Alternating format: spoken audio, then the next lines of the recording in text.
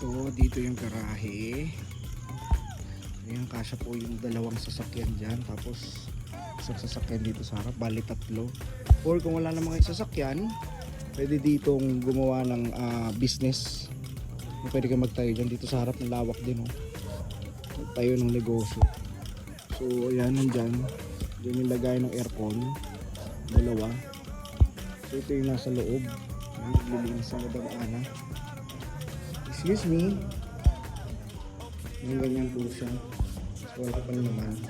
Malinis yan. CR. Dito sa taas. Yun lang. Yung mga kadaan. So, ayan siya. Yun yung galaw. Ayan. Yun po siya galaw. Alright. So, pag tingin sa labas, yan naman yung community. So, ito po ang katabing kapitbahay, tangke ng tubig. Okay. So dito, ayan, may mga ilang kapitbahay na rin. So, tirahan nyo na, upahan nyo na. Ayos to, ayos.